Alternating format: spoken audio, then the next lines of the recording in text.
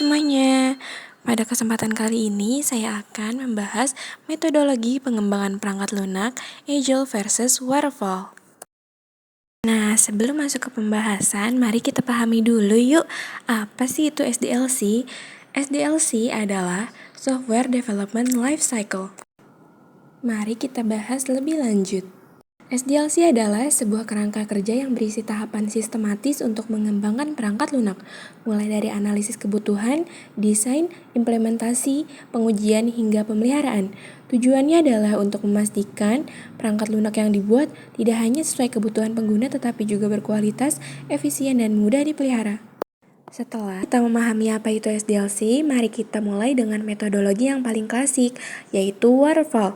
Metode ini disebut waterfall karena prosesnya mengalir seperti air terjun, dari satu tahap ke tahap berikutnya secara berurutan. Metodologi ini berfokus pada pengerjaan proyek yang jelas, detail, dan juga terencana. Mari kita lihat beberapa tahapan dari metodologi waterfall. Tahap pertama adalah analisis kebutuhan, di mana semua persyaratan sistem dikumpulkan dan didokumentasikan dengan rinci sebelum pengembangan dimulai. Lalu, tahapan kedua adalah desain, di mana arsitektur perangkat lunak dirancang berdasarkan spesifikasi yang telah ditentukan. Lalu, tahapan berikutnya adalah implementasi, di mana pengembangan mulai menulis kode untuk membangun sistem atau aplikasi sesuai dengan desain yang telah disusun. Tahapan selanjutnya adalah tahapan pengujian. Dilakukan untuk memastikan bahwa perangkat lunak berfungsi dengan baik dan sesuai dengan kebutuhan yang telah ditentukan sebelumnya. Selanjutnya ada deployment atau penerapan, di mana sistem dijalankan di lingkungan pengguna. Tahapan yang terakhir adalah tahapan pemeliharaan. Dapat berlangsung dalam jangka panjang, terutama jika perangkat lunak membutuhkan pembaruan atau perbaikan yang berkelanjutan. Selanjutnya adalah metode Agile. Dapat dikatakan sebagai metode pengembangan perangkat lunak yang sangat memperhatikan proses pengembangan, sehingga prosesnya menjadi lebih ramping dengan menghilangkan pemodelan dan overhead dokumentasi suatu proyek, serta mempersingkat waktu pelaksanaan proyek. Pembahasan selanjutnya adalah tahapan-tahapan dalam metode Agile. Tahap pertama adalah requirements atau kebutuhan. Pada tahap ini, tim mengumpulkan kebutuhan dari pengguna atau stakeholder. Fokusnya adalah memahami apa saja yang dibutuhkan, bukan membuat dokumen panjang tapi mencatat poin-poin inti sebagai dasar pengembangan.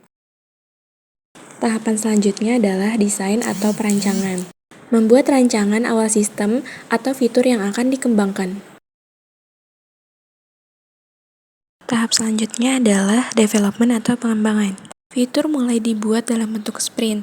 Tiap sprint menghasilkan produk yang bisa langsung diuji dan dilihat perkembangannya. Selanjutnya adalah tahapan testing atau pengujian.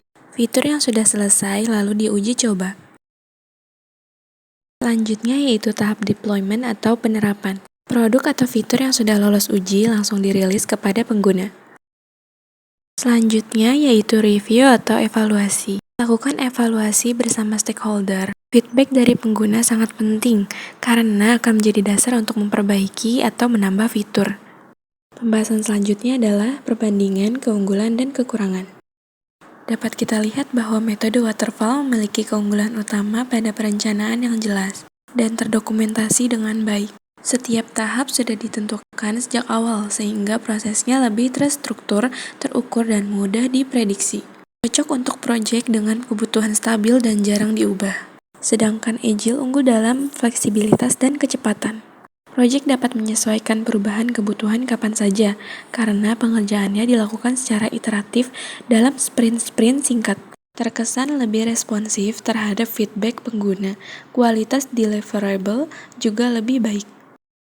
Kekurangan dari metode waterfall yaitu sulit beradaptasi dengan perubahan. Hasil baru terlihat di akhir sehingga beresiko tidak sesuai dengan kebutuhan pengguna. Sementara metode Agile lemah dengan dokumentasinya yang minim. membutuhkan komitmen tinggi dari stakeholder, serta bisa kehilangan arah bila mana manajemen tidak disiplin. Kesimpulannya adalah tidak ada satu metodologi pengembangan perangkat lunak yang benar-benar sempurna. Dengan memahami karakteristik, keunggulan, dan keterbatasan keduanya, kita bisa memilih metodologi yang paling tepat sesuai konteks proyek. Demikian penjelasan mengenai perbandingan metode waterfall dan agile dalam pengembangan perangkat lunak.